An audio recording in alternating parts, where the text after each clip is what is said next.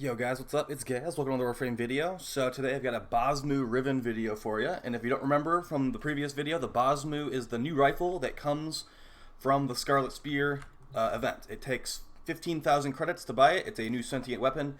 And the general gist of this thing, the primary fire is similar to the Exceltra with base electric damage and heat on the explosion. And then the secondary fire is like kind of like an Amprex with really low range. And 4.8 crit multiplier, but 2% crit chance. So that's the general gist of it. Crazy crits on the beam, but low crit chance. Also low base damage, honestly. And then it's pretty much the Exceltra in the primary. So the Riven I ended up getting. First off, I like to let you guys know how much I spend plat-wise on these Rivens. I bought this unrolled for 700 plat. That is actually the cheapest one I've seen so far is 700 plat. So we rolled it 8 times and we got damage, critical chance, heat, and minus zoom. So those are actually pretty good stats because even though this thing doesn't have the best crit stats on the primary fire, you do actually want to run a crit build on this thing just to get the most DPS out of it. So when we run point strike and our critical chance Riven, we have 58.7% crit chance, which is definitely more than 50%. So that's good for us on our consistency. If we're running a 100 munitions build, that's going to help us get lots of 100 munitions procs. And it will actually make it so we can maybe afford taking a point strike for a Bane mod to make our slash procs even stronger. So let's show a couple builds here, then we're going to jump into a mission. I'm also going to show you guys how additive crit works on this with Harrow, Arcane Avenger, and the Adarza Kavat. So first off, let's show the Corrosive Heat build with no 100 munitions on some level 170 enemies. And we're also going to not put invincibility on just so you guys can see how the healing mode of this works. So that's just me firing it. Alright, so didn't get the healing at the right time there, and we got knocked over. So it's not exactly dependable. Now we can get some health, because there's all these enemies stacked in the same area. Let's get our shield. Now you see, if we actually go for headshots here, we annihilate. Like, completely. So, yeah, for that, it's pretty good. This is definitely mostly because of the Riven. You do not have that crit consistency without a Riven at all. And also, getting knocked over before you start to do the health steal passive thing is kind of a yikes. We almost died there, to be honest. Let's do this a little bit less hectic. Also, they did fix the bug where you could get life steal on your abilities. Since that's a fun bug that got fixed in one day. Alright, so on the gunners, it's annihilating them. Bombards. This combination of elements is not as good against bombards, so it's going to take a little bit more than the magazine. Let's try the secondary fire here with no crit mods, and as you can see, the secondary fire is completely useless. It's really, really bad. And honestly, I'm going to compare it to the Kuva Nucor a little bit here. Even compared to the Kuva Nucor, it's really, really bad. So you're just going to want to mostly focus on the primary fire here and the lifesteal of this weapon. Unless we're doing some goofy additive crit stuff that we'll show in a second before we load into the mission. Alright, so yeah, just don't even bother with the beam. Like, honestly, just don't even bother with the beam. It's a really worthless function of this thing. Let's go to a Radiation Viral build with 100 munitions. You guys can see how that goes.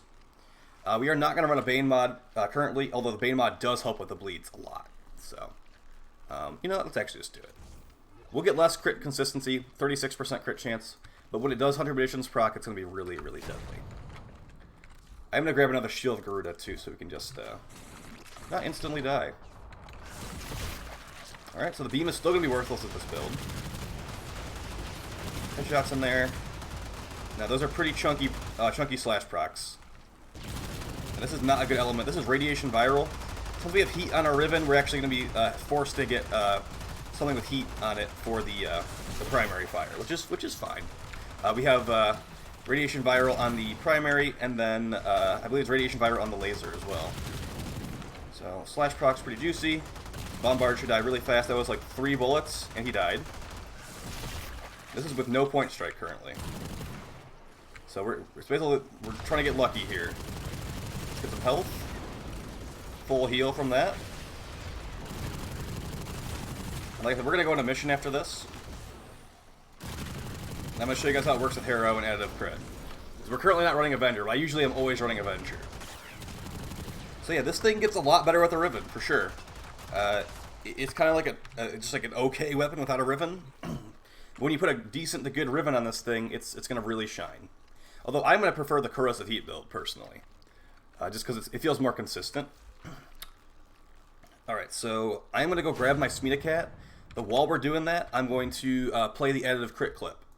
And we can see how that goes. So, basically here, we're running Harrow with Arcane Avenger, and we're also running the Adarza Kavat. If we stack all these things together, it's going to give us red crits on the laser. So as you see here, we have like Hammer Shot, we have Vital Sense, we've got the Riven honestly isn't really helping here, but I just want to show you guys how additive crit works. And honestly, the reason I'm showing this clip is because I have to put my cat into stasis, because I don't use the Adarza Kavat normally, I want the Smita Kavat. So yeah, we'll be getting about, like, just from like the Adarza Kavat and the Avenger, we're getting over 100% crit chance added on. And that's not scaling, that's not multiplicative, it's additive, so like straight up, just flat 100% getting thrown on there. And then Harrow is just going over the top, so it's going to make it so we are getting that crit multiplier that's really juicy on the beam, like, really consistently, which makes it somewhat useful. Although, it's not that great, because if you compare the base damage of the beam versus the Kuva Nucor, on a perfectly rolled Kuva Nucor, you're looking at about, like, 36-ish base damage. And the base damage of the beam on this is 12. So you're dealing 1/3 the amount of damage on this thing compared to the Kuva Nucor. So if we were using the Kuva Nucor here, it would strip annihilate them. Like, this is honestly not really impressive when you compare it to the Kuva Nucor. Because the Kuva Nucor also has really low crit chance and a high crit multiplier. So, yeah. That's just unfortunate, but that's how it is. This thing could definitely use a buff, in my opinion. At least the laser part. I'd say that the Excelsior part's fine. But, yeah, the laser part is really... I don't even use it. It's that bad. So, yeah, I'd recommend a buff if anyone from PE is watching this. You guys nerfed the lifesteal and everything, because it was a bug, obviously, but how about you buff this thing, because it's kind of trash. Alright, we got the Mars Assassination as our Kuva Flood, and we'll see how this thing does against Sargish Ruck, I think his name is. Oh, no, it's not Sargish Ruck, it's Lech Krill, that's his name. Either way, these boss fights are all garbage. Actually, no, they made this guy less buggy. He used to bug out all the time. So let's see. Let's find some enemies here. That was one bullet with a Corrosive Heat build. Not too bad. So yeah, for stats on this thing, if you want to get some good stats, I'd say, honestly, one like I have is really good. Crit stats, base damage, multi-shot, status chance could be okay. And then, like, an elemental is going to help you save a slot. As you saw, we have heat on this build, so if you want to run a heat build, having a elemental like heat or an elemental like toxin or something is going to help you.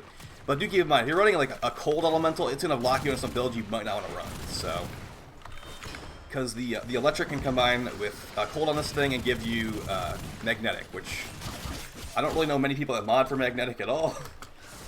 We might have to mod it for it in the future with the new Corpus update, but we will see. I'm not holding my breath on that idea. That's a complete theory. Also, guys, I'm kind of amused how like literally everyone is using the meta I predicted and was telling you guys about for the Scarlet Spear, and I'm not getting any credit for it. Just saying. Limbo, Mesa, and that's pretty much it. I'm getting no credit at all, but you know what? Whatever. As long as people are playing the mission effectively, that's all that actually matters. The orange crit cat buff there. Just tearing these guys in half. Yeah, there will be another video about the Scarlet Spear tomorrow, and the reward structure, and some suggestions. Since my previous video on the Scarlet Spear was kind of just complaining, and I even said that in the description, so you guys aren't bringing some theory I never thought of, like, oh man, I should have just been like suggesting the whole time. I knew I was complaining the whole time in that video. You should read the description if you think you're so smart.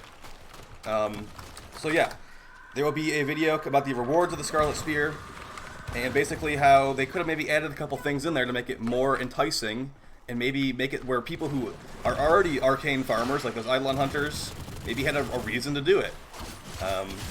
Because, I mean, for people that do, like, arcane hunting, maybe it's worth it to them, where it's like, oh, I already have all these arcanes, but I want even more arcanes. Because I'm pretty sure the arcane market is completely crashed at this point. Like, this, maybe not the the legendary ones because they're not in the store yet. But I definitely am thinking those are going to crash as well once we get like Grace, Energize, whatever the other exotic ones are. When we get those, I think they're going to crash in price pretty hard too. I heard that that Grace R5s are still like a good chunk of plat.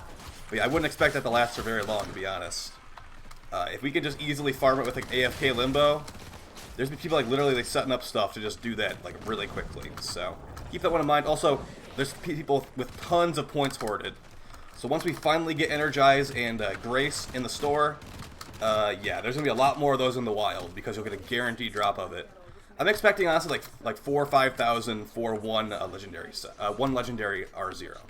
Also, if you guys didn't know this, because a lot of people were confused, the arcanes that are sold in the store are R0. They are not R5. The icon says R5, but that is a I don't want to call it a lie. It is a misrepresentation of what's actually going on. How about that? That makes it sound a little bit less bad. All right, so here's the boss. Our AoE on our weapon is going to be really helpful against this boss. And we can lifesteal if we get low. But yeah, the lifesteal is like kind of nice, but the thing is shield getting is a thing nowadays. So I don't really care about the lifesteal. Also, Magus Repair is a thing as well. So I'd say maybe only run, they only care about the lifesteal part on like Anaros, because Anaros does not have shield gating. Anaros is literally just a health bar. So you can actually get some pretty good value on Anaros out of that lifesteal. Not to mention with like the Haruto, but like if you're thinking about like that, and like why don't you just run Magus Repair on Anaros, because that heals like 1,000 plus HP per second. So, yeah. Not exactly the most useful thing. Let's get some health here. Even though I could just jump into repair and fully heal myself. Besides the point. Alright.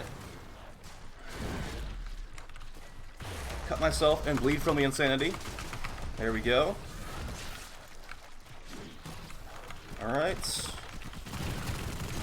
I think I unequipped Avenger here. Alright, now he's actually damageable. This boss is really fun, let me just tell you. And now here we go. We get to slowly whittle him down. Notice I haven't used the beam weapon, or beam part of this at all in this mission, because it's actually bad. I really hope they buff it, because it's actively not something I'm using. Alright, let's just use melee on him. Kind of sick of using that weapon. So as you can see, guys, it's really not anything amazing with the Riven. It's okay with the Riven. It's better against normal enemies with the Riven, but it's not going to become like a monster slaying machine against like the boss like we just tested there. Definitely can't fight Eidolons with this at all. This is terrible against Sentience, has no actual benefit against Sentience at all. And, yeah, it's kind of just like a cool looking weapon that's really gimmicky. Like I say, I'd rather use like the things that this is a fusion of, like the Amprex, or the Kuva Nucor, like a beam weapon pretty much, or the Exceltra. I'd rather use the Exceltra or the Kuva Nucor over this thing any day. So, I have a good Riven for it now, so hooray. Either way, hope this video was helpful to you guys to see if you want to maybe get a Riven for this thing. I'd say probably not really worth it. Maybe worth like 700 plat, but not worth anything over that. I had some like total jerk trying to charge me 5k plat for this, but that guy was just a troll, so. Yep, he's going to keep listing that thing forever until the price of this thing crashes into the dirt, which it probably already has at this point. And yeah, I'd say if I was to rate this weapon with a Riven at a 1 out of 10, or out of 10, I'd say it's probably like a 5. Pretty much just completely average with a Riven. It doesn't really push it to any like crazy OP territories, and I've definitely seen much better. Let's roll it one more time just because, you know, why not? And it was Garbo, so we're just going to stick with what we got, and I will talk to you guys next time.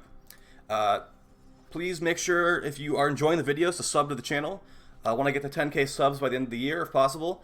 I also want to make sure more people know about the channel, so once the next event comes out, and I completely predict the meta before it even comes out, we could just completely raffle stomp it even harder, because, you know, they designed these events to be cheesed, so that's what we're going to do. Talk to you guys next time. Peace.